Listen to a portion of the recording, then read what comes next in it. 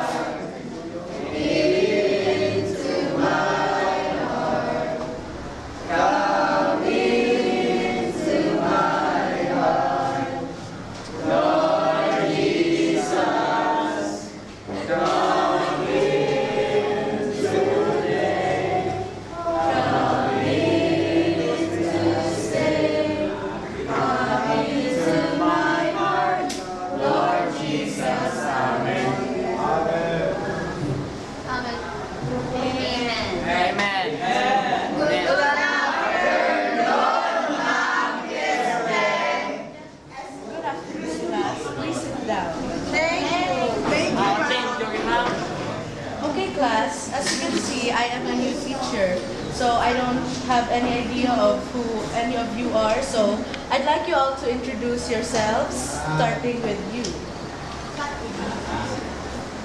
My name is Erica. My name is Sherry. My name is Renzo. My name is Charity. My name is Connie. Sam. My name is Percy. Hi, I'm Jessie. Hello, I'm Timo. Just call me Joshua. Migay. Lisa Wasu. Gia. Siya. Si Papi, ma'am. Ma'am Torkel. Bape. Kalaman Tutay. Budoy. Okay, class, may I know who are the transferees in here? Please raise your hands. Okay. Wow. So, class, these are your new classmates, and I'd like you all to make them feel your utmost welcome. Okay, so let's proceed to our lesson. Our lesson for today is about nouns. Now, I'd like to know who among you here knows the meaning of nouns. Please raise your hand. Okay, Mr. Wisawasu. Nouns are the name of a person, place, or thing. Very good. So you've heard from your classmate that the meaning of nouns is a place, a thing, and etc. Now, our topic for today is about the singular and the plural form of nouns. So we all know that the singular form doesn't have an S, and the plural form is the one with an S. Now, say the word. K. K. So K is a singular form. It doesn't have an S. And this one is skates with an S. Now, this word is fish. I'd like to ask, what is the plural form of fish? Mr. You? Please stand up. Chris? Okay, Chris. Please stand up. What is the plural form of fish? Fish, ma'am. Fisheries.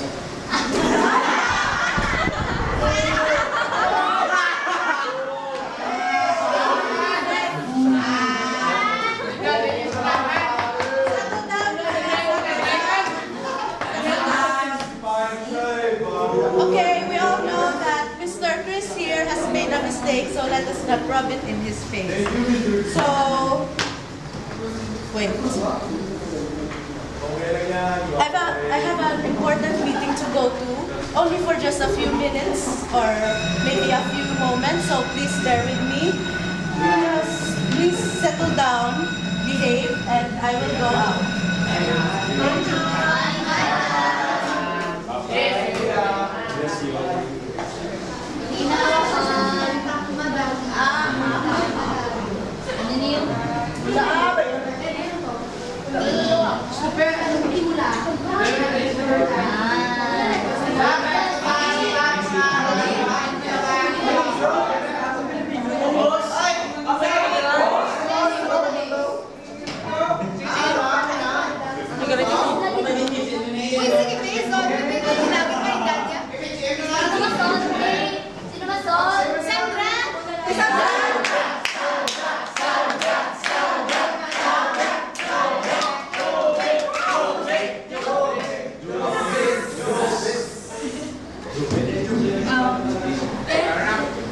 John is Christ. The age of 4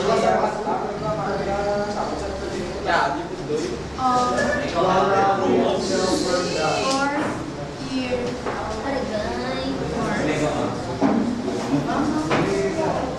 If John is Christ's age of 40 or more, tapos the sum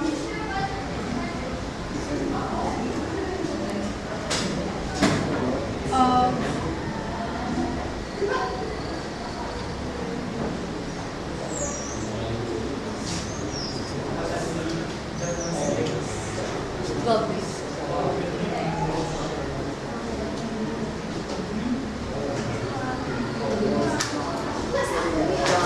so i-solve ko di sa bunga ang edad. Okay like that, yeah. Okay na edad ni John. So, let X be the age, not what, be the age Or Mars. Tapos kay thrice the age ni John, so 3x, ang x, ang age ng 4 Mars, ang age ni John.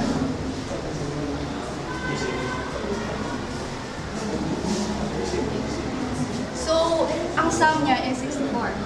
So, x plus 3x equals to 64. X plus 3x is 4x plus 64. Divided by x is equals to 16.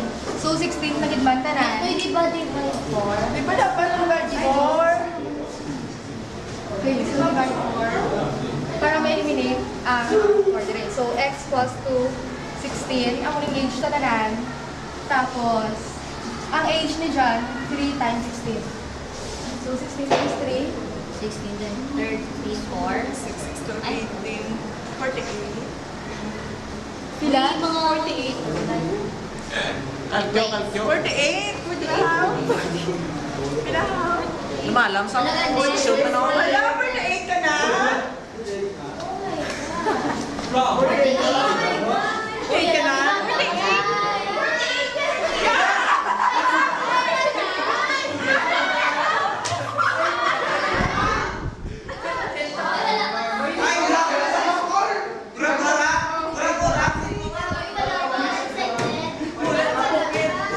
X plus 2. Yung divided. May lang. 60 years! Hindi check 2 kay gin ano, 3 times 16. 3 times na siya, so wala. 48 ka na ka dyan! 48 ka na gid sa Wala na ako, alam mo, 16 plus 40.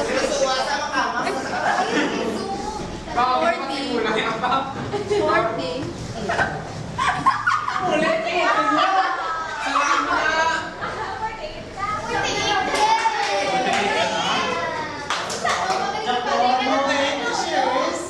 Birthday mo sa buong.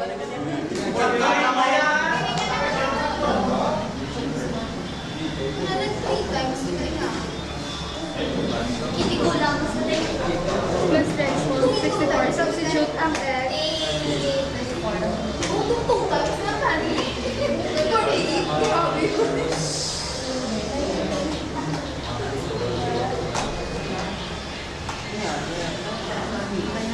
Okay na? Ako na check eh. Ayan, si Mama. Balik na.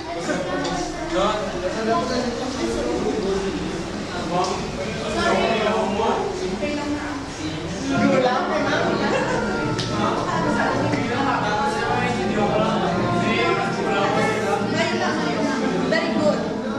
Sorry, good class ha? Nagabayan ko. Kay dama, bakit po nga ginubra? Ano niya? Oh!